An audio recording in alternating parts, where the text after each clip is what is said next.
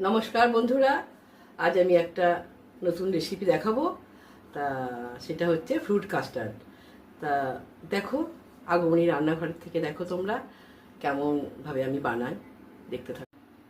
Custard বানানোর জন্য লাগছে কাস্টার্ড পাউডার, আর এখানে আছে আমার গরম করা দুধ, এখানে আছে বেদানা, আপেল, আঙ্গুর, আর এখানে আছে আমার কাজু বাদাম, এখানে আছে একটু কিশমিশ, আর এখানে আছে জাফরান আছে, আর এখানে আছে কলা। এটা এখনও মানে কেটে রাখিনি, পরে কাটবো। দেখো তোমরা কীভাবে বানাই। আমি কাস্টার্ড পাউডারটা নিচ্ছি, এই 2 চামচের মতো নিলাম। অল্প দুধ দিয়ে এটাকে আমি এখন গুলিয়ে নিচ্ছি। এখন গোলা শুরু করেছি। গোলাটা এমনভাবেই করতে হবে যাতে কোনো রকম লাম্পস না থাকে, সুন্দরভাবে গুলে নিতে হবে। এটা আমি একজনের মতো বানাচ্ছি। তা দুধ আমার মোটামুটি কুসুমের থেকে একটু বেশি গরম হয়ে গেছে, আর অনেক রকম ফল তো আছে, তাই আমি অল্প পরিমাণে একটু চিনি দিলাম।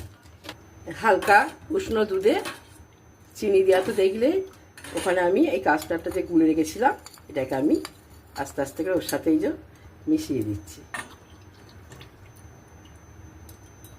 একটু কালারের জন্য জাফরানও দিয়ে দিয়েছি অল্প করে।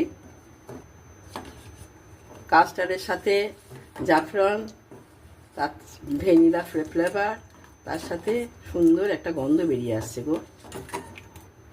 আর দুধের রং পাল্টে একদম হলুদ হয়ে গেছে। মোটামুটি আমার এটা রেডি হয়ে গেছে। এখন আমি হালকা করে সব ফল দিয়ে দিচ্ছি। এখানে যা যা ফলগুলো আমরা ভালোবাসি সেগুলোই দিয়েছি।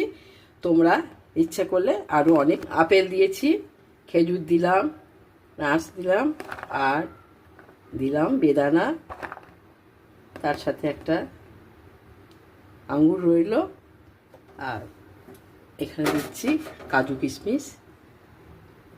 তোমরা আরও নানা রকম ফল যে যেটা পছন্দ করো দিতে পারো। এটাকে মোটামুটি এটা আমার রেডি হয়ে গেল। এটা আমি ফ্রিজে এখন 2 ঘন্টার জন্য রেখে দেবো। মোটামুটি তো রেডি হয়ে আমি 2 ঘন্টা ফ্রিজে রেখে দিচ্ছি। তো যাই হোক, তোমরা এইভাবেই করো। আশা করি খুব ভালো লাগবে, বাচ্চা বড় সকলেই খেতে পারবে, খেতে ভালো লাগবে। এইভাবেই আমি ফ্রুট কাস্টার্ড বানালাম।